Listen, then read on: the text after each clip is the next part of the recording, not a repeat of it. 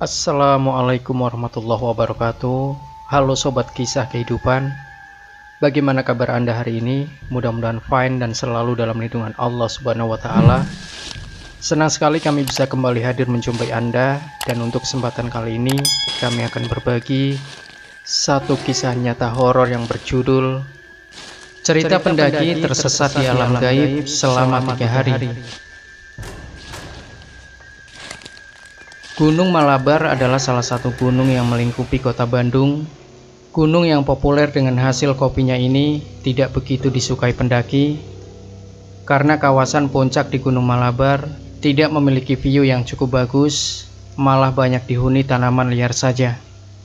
Namun puncak gunung lainnya jauh lebih menarik dan tentunya lebih aman jalur pendakiannya, yaitu Puncak Puntang, ketinggian 2223 meter di atas permukaan laut, serta puncak yang cukup populer, Haruman, ketinggian 2140 meter di atas permukaan laut.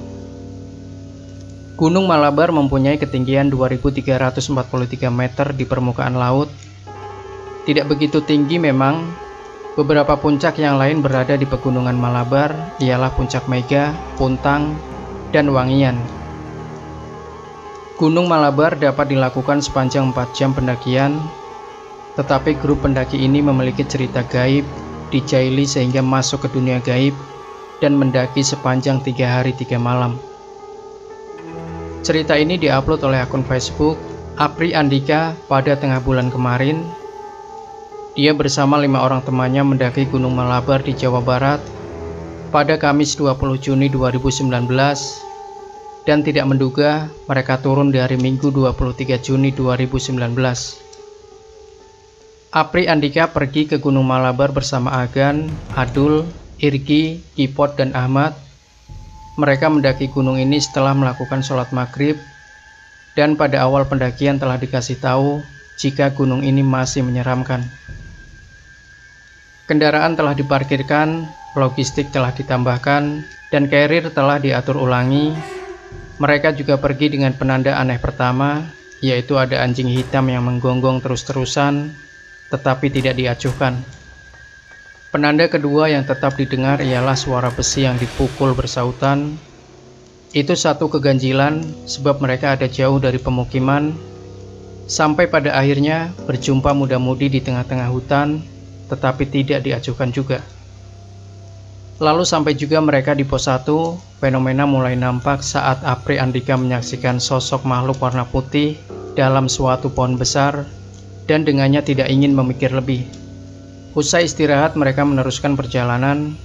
Kunang-kunang jadi penanda aneh selanjutnya, sebab mereka berada di jalan setapak menyinari perjalanan mereka, dan ada suara motor. Gurau tawa dari anggota grup pendakian membuat situasi menakutkan jadi teralihkan. Tetapi permasalahan serius pertama tiba.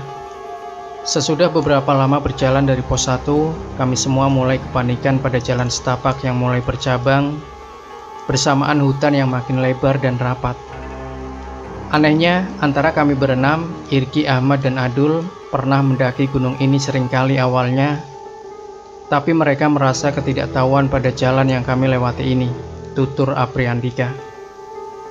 Mujur mereka tidak cemas. Itu ialah kunci khusus saat berada di alam liar, dapat menahan diri, dan malam hari membuat navigasi menjadi lebih susah, apalagi tidak menggunakan alat GPS yang ideal. Mereka lagi berjalan dalam kegelapan hutan yang lebat. Suara pukulan besi dan motor yang dihidupkan tidak merapat menjauh, masih kedengar terang oleh mereka, walau sebenarnya telah 2-3 jam mendaki. Perjalanan pendaki Gunung Malabar telah termasuk jauh disaksikan dari waktu pendakiannya. Lampu kepala atau headlamp juga menurun, dan mereka harus mengubahnya dengan senter dari handphone. Mereka sama-sama merendam rasa mistik supaya tidak memunculkan kecemasan dan membuat situasi makin menakutkan. Menurut Irgi, Adul dan Ahmad yang pernah seringkali mendaki ke Gunung Malabar, perkiraan pendakian ke puncak paling lama ialah 4 jam bila mulai berjalan dari daerah Cidulang, tempat kami mempercayakan kendaraan, ujar Apriandika. Dia menyaksikan arloji dan waktu telah memperlihatkan jam 21.00. Fenomena tiba datang kembali saat Apriandika menyaksikan sinar yang disangka ada pendaki lain, tetapi ternyata batu besar sesudah dikunjungi dengan setengah lari. Dari sana, grup Apriandika dapat menyaksikan beberapa lampu rumah di bawah sana dan bulan purnama taburan bintang. Mereka lumayan lama stop di situ sampai ada berbau belerang sama telur busuk merusuk sendau canda. Aneh, walau sebenarnya Gunung Malabar bukan gunung volcano atau gunung berapi dan tidak mempunyai kawah atau kaldera, kata Apriandika. Suara motor dan kunang-kunang masihlah ada. Mereka mau selekasnya sampai pos 4, di mana akan jadi tempat kemah saat sebelum sunrise attack, tetapi tidak juga diketemukan. Pos 2 dan 3 tidak diketemukan barisan pendaki Apriandika. Mereka berjalan kembali telusuri hutan yang mempunyai jalan setapak, bak lorong-lorong, sebab tumbuhan menyebar di kiri kanan atasnya. Satu waktu mereka anggap telah tiba di pos 4, tetapi itu salah sebab tidak ada penanda pelangnya. Sampah salah satunya anggota ketinggalan sebab salah menduga, tetapi Apriandika berkemauan mengambilnya waktu turun. Jam 24.00, tetapi pos 4 tidak dijangkau.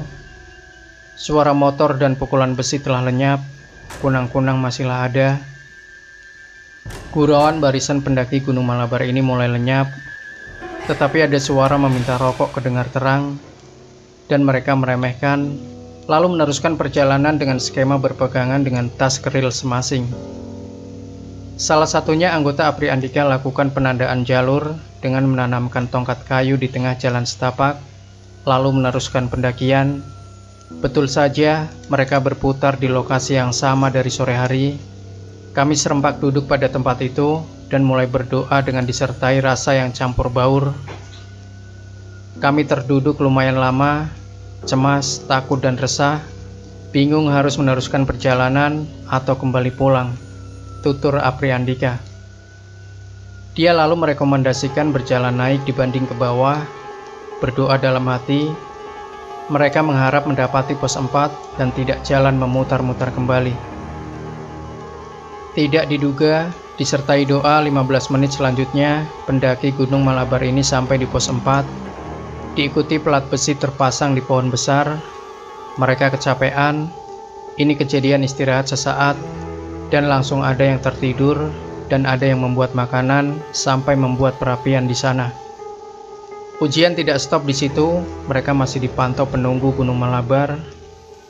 Ada sosok kakek-kakek dan ada kemunculan wanita berpakaian putih sampai wanita dengan muka hancur. Beberapa pendaki ini juga tidak tenang dan segera meneruskan ke puncak usai makan dan berdiskusi kira-kira setengah jam. Jam 2.00 mereka ke arah puncak Gunung Malabar dari pos 4 dan mujur cuman ada jalan tunggal. Perjalanan masih menakutkan, masih bersambung, tetapi mujur tidak ada masalah fisik. Terowongan kembali dilewati pendaki ini, tetapi kesempatan ini seperti kelompok pohon bambu kuning, dan saat melaluinya ada suara wanita dan mereka dengar semua.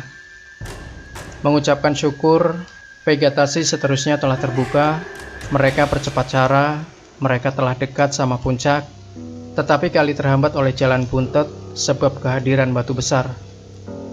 Mereka lalu menerabas menuju kiri. Rupanya sesudah turun dijumpai jika tidak ada batu besar dan jalan yang dilalui ialah tepi jurang yang sangat dalam. Pendaki Gunung Malabar ini juga pada akhirnya meraih puncak. Mereka sampai jam 2:37 dan membuat perapian. Dari puncak Gunung Malabar, beberapa pendaki tidak lagi dengar suara yang mengusik kunang-kunang.